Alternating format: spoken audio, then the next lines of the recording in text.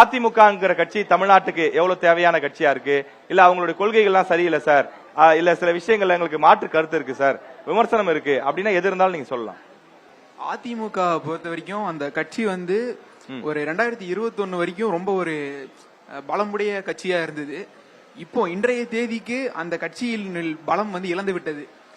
ஏன் அப்படி சொல்றேன்னா, அந்த இரண்டு தூண்கள் வந்து இருந்தாங்க அந்த கட்சியில. ஓ பன்னீர்செல்வம் ஐயாவும் எடப்பாடி பழனிசாமி ஐயாவும் இருந்தாரு. சோ அவங்களுக்கு நடுவில் நடந்த அந்த ஒரு கருத்து வேறுபாடு, அதனால அந்த கட்சி இப்ப இல்ல. ஆனா இப்போ ஒரு 2016 கட்சியில சில விஷயங்கள் நடந்திருக்கு அப்படிங்கறது நீங்க சொல்ல வரீங்க.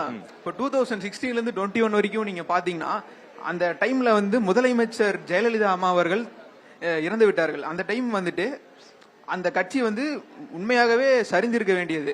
அப்படி இருந்தும் அந்த ஒரு 2017 இருந்து 21 வரைக்கும் எண்ணற்ற திட்டங்களை கொண்டு வந்தார்கள். 11 புதிய மருத்துவக் கல்லூரிகளை கொண்டு வந்தார்கள். 7.5 ரிசர்வேஷனையும் கொண்டு வந்தார்கள். புதிய எஜுகேஷன் டெக்ஸ்ட் புக்ஸை கொண்டு வந்தார்கள். சமச்சீர் கல்வியை வந்து நீட்டார்கள்.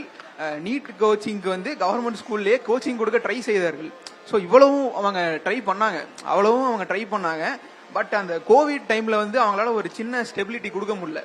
அதனால ஒரு புதிய ஒரு லீடு கிடைச்சு அவங்க டிஎம்கே வந்துட்டாங்க. அடுத்த ஒரு இப்போ 21ல வந்து டிஎம்கே வந்துட்டாங்க.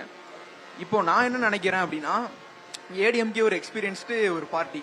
இப்ப விஜய் அவர்கள் வந்து புதுசா வந்து கட்சி தொடங்கியிருக்காரு அப்படின்னா, அவருக்கு என்ன நல்லது செய்யணும் அப்படின்ற ஒரு ஐடியா இருந்தாலும், ஒரு கட்சி எப்படி ஒரு பெர்ஃபார்ம் பண்ணுது, எப்படி அந்த கட்சி வந்து செயல்படுதுன்ற அந்த ஒரு எக்ஸ்பீரியன்ஸ் அவருக்கு இருக்காது. சோ அவர் என்ன பண்ணிருக்கலாம் அப்படின்னா, ஒரு ஏடிஎம்கே மாதிரி ஒரு கட்சி கூட ஒரு கூட்டணி வச்சிருந்தா அந்த ஒரு கூட்டணி பலமாக இருந்திருக்கும்.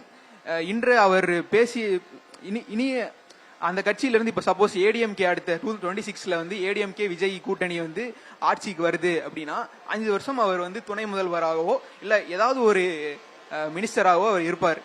அப்படி அதான் நீங்க சொல்றது ஏடிஎம்கே இன்னும் ஸ்ட்ராங்கா இருக்கும், பிளஸ் விஜய்க்கான ஒரு மைலேஜும் கிடைச்சிருக்கும். கரெக்டா? உங்களுடைய பொசிஷன், நீங்க உங்களுடைய பாயிண்ட் நீங்க சொல்றீங்க. Okay, thank you.